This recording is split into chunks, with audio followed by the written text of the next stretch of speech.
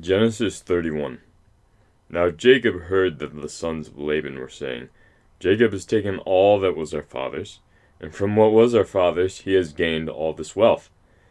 And Jacob saw that Laban did not regard him with favor as before.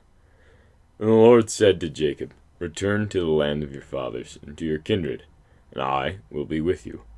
So Jacob sent and called Rachel and Leah into the field where his flock was, and said to them, I see that your father does not regard me with favor, as he did before. But the God of my father has been with me. You know that I have served your father with all my strength. Your father has cheated me and changed my wages 10 times. But God did not permit him to harm me. If he said, The spotted shall be your wages, then all the flock bore spotted.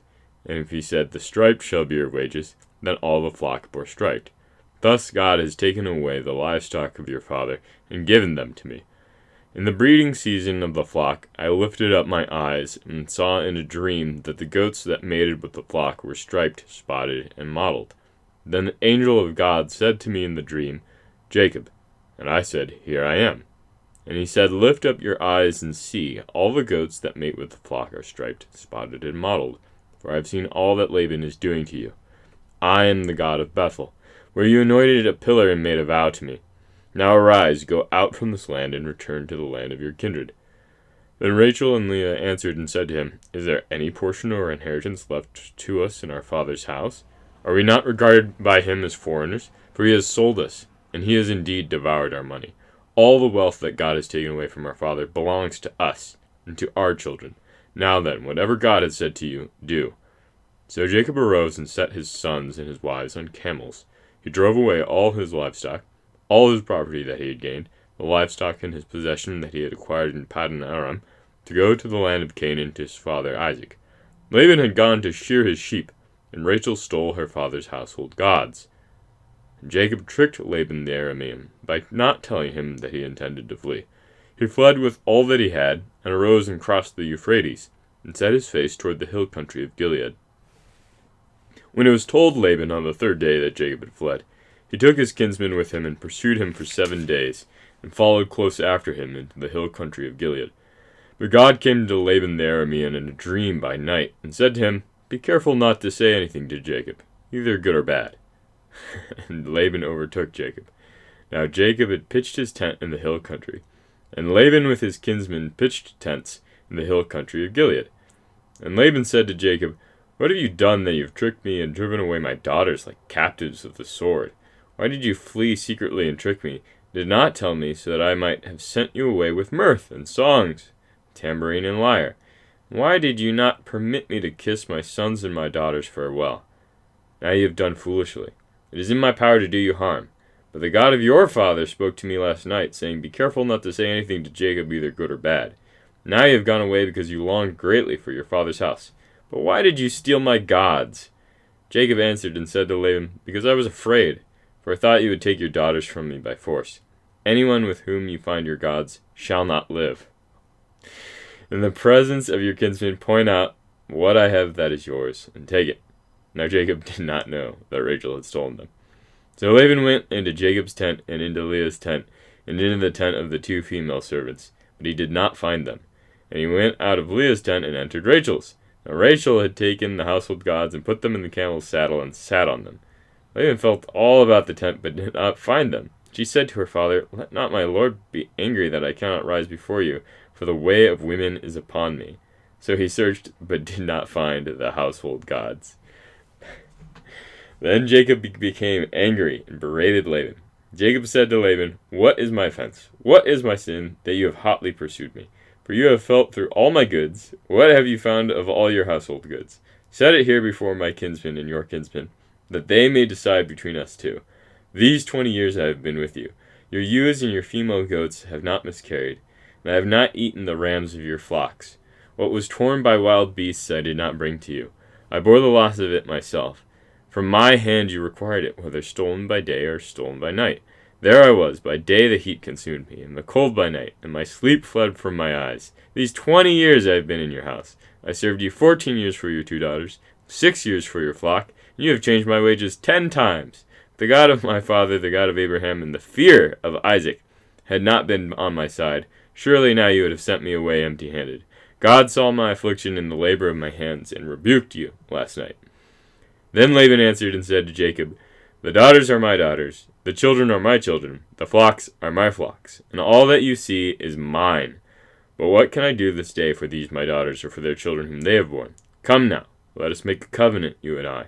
Let it be a witness between you and me." So Jacob took a stone and set up as a pillar. And Jacob said to his kinsmen, "Gather stones."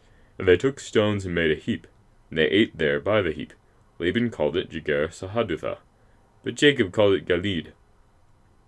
Laban said, "This heap is a witness between you and me today." Therefore he named it Galeed and Mizpah, for he said, "The Lord watch between you and me, when we are out of one another's sight. If you oppress my daughters, if you take wives besides my daughters, although no one else is with us, see, God is witness between you and me." Then Laban said to Jacob, "See this heap and the pillar which I have set between you and me. This heap is a witness, and the pillar is a witness, that I will not pass over this heap to you, and you will not pass over this heap and this pillar to me, to do harm. The God of Abraham and the God of Nahor, the God of their father, judge between us." So Jacob swore by the fear of his father Isaac. Jacob offered a sacrifice in the hill country, and called his kinsmen to eat bread. They ate bread, and spent the night in the hill country. Early in the morning Laban arose, and kissed his grandchildren and his daughters, and blessed them. Then Laban departed and returned home. The word of the Lord. There were several details that stood out to me here that I've never really thought about before, don't recall noticing. Just him, Laban's kind of connection with his daughters and grandchildren. Repeatedly calling God the fear of Isaac. Might be the only story that I'm aware of where God is called the fear of Isaac. Maybe there's another place. I should look that up. We have just a long speech from Jacob. It's got to be one of the longest speeches that are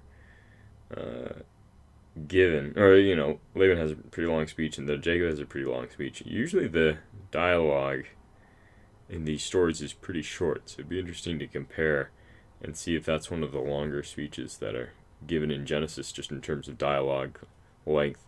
And Jacob is just sort of getting into it and talking about all the ways he's been wronged by his employer. And so there's layers of ambiguity there of how innocent is Jacob. Definitely he's very crafty. We don't know how reliable necessarily his version of events is. Not that he's lying, but just like the way that he's portraying things on his part of the dispute. But I don't think that Laban is necessarily being set up as the good guy here. But the text doesn't really make a lot of commentary about how justified Laban is. I think the overall thrust of it is that Jacob is justified by, in a way, just taking Laban for all he can get out of him, basically. And maybe there's a prototype there of Laban. This is now in the nomadic pastoralist context. You have this recurring pattern throughout Genesis and the rest of the Old Testament, where the people of God, the ones whom God has determined to bless, sort of like under the heel in some way of some larger force, usually an empire, and they're kind of like tricking their way through the empire. But here's a much more simpler version of that. It's just, Laban is this wealthy pastoralist, and Jacob is kind of resenting how much Laban is mistreating him. But it seems to be on a more simple scale than, say, being under the Egyptians or being under the Babylonians or something like that, which we'll see later in the Old Testament. But there's still the pattern of the people of God need to take what they can get, and have a right to kind of fight for their liberty, or even do tricks for their do trickery for their liberty. It's an interesting connection there. Also, fascinating moment with the gods being stolen and then sort of being dishonored and disgraced, it seems, by being hidden under Rachel. But very unclear what the takeaway is supposed to be from that. Of, well, I don't know why Rachel would take Laban's gods, and I bet that's something that there's like 12 different rabbinic interpretations of, about like her intention versus Laban's intention, what's going on with that. But anyway, yeah, to circle back around, Christians are commanded by Christ to be as wise as serpents and as innocent as doves. And Jacob definitely has the crafty part down. It's unclear to me really where he falls on the innocent end of the spectrum. But I think we can learn from him on the crafty end of things.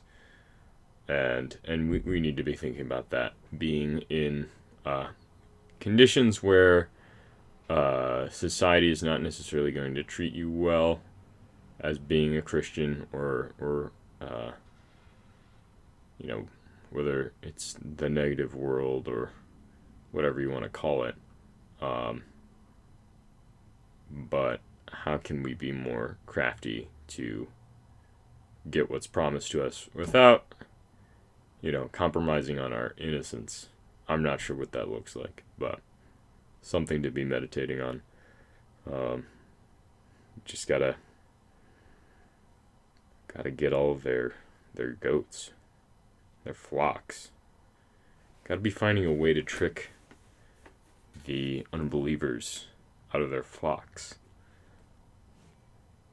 I don't know what that means for a, SaaS B2B economy, but maybe there's something there. This is not legal advice. None of this is actionable. Alright. You guys have a great day. Hope you enjoy the emerging spring. And I'll see you soon.